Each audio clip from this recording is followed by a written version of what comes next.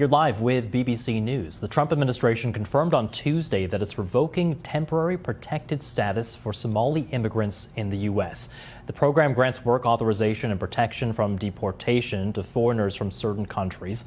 The Homeland Security Secretary Kristi Noem said that the move was based on improved conditions in Somalia.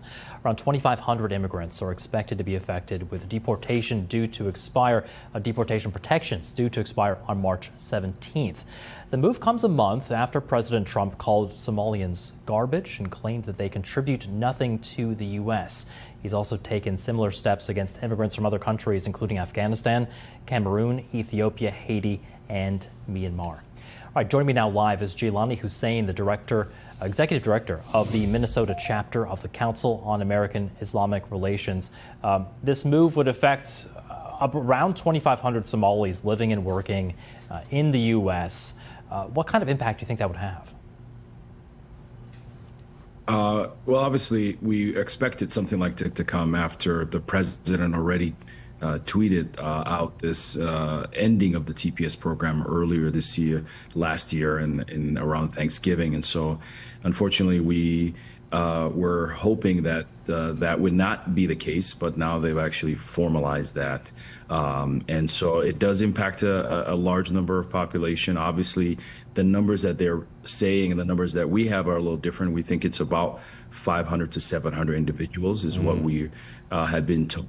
And so, but most of those individuals are living in mixed status homes. Their children are often citizens. They may have spouses. So we're hoping that all of them can seek legal counsel, immigration legal counsel, and begin the process to use other formats of pathways to citizenship and exercise that right, because all of them are not going to immediately be deported, as the Department of Justice is saying at this moment. But again, it's the continuation of the anti-Black attack by this administration. President Trump hates Black people. He has said that. He's done that. That's part of its history.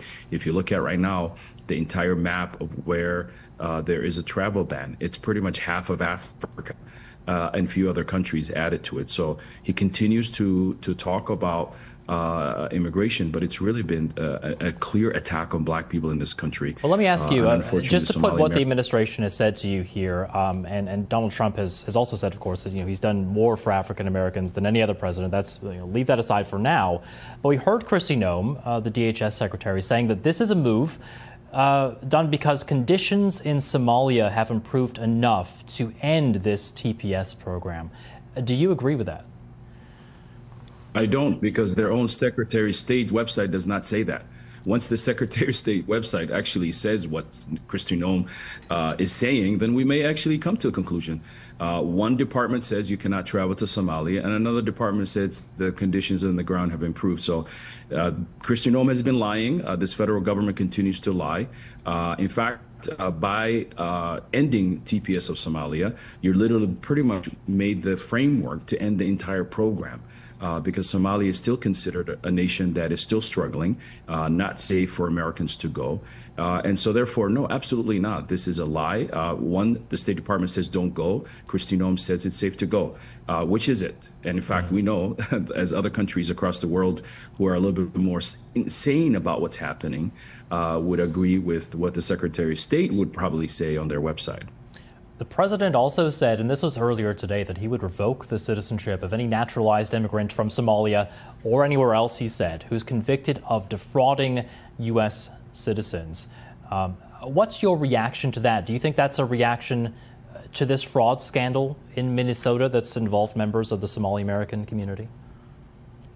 Well, first of all, fraud is wrong, period. But what we are actually witnessing, again, going back to the anti-Black agenda, America has a long history of looking at Black people through the lens of criminalization.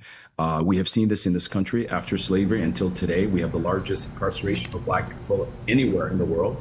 And this continues on that same legacy to frame an entire community on the actions of individuals. And that is the same method that is being used here. Fraud is wrong, period. But what we are seeing right now in this moment is an attack on an entire community. And that is racist and dehumanizing. But we will have the final say, as today we are seeing as Minneapolis is responding, and the rest of the country is, after the murder of Renee Good. As I'm speaking to you today, many prosecutors in the Department of Justice in the state of Minnesota have resigned because this administration asked them to violate United States Constitution, as they are violating, because President Trump thinks that he can just revoke people's citizenship because he doesn't like them. That is not how the Constitution works. And it's about time that Americans, regardless of who they are, to start defending the Constitution from foreign enemies, domestic or otherwise. Jaylani Hussein, the executive director of CAIR there in the state of Minnesota, thank you very much. We appreciate it.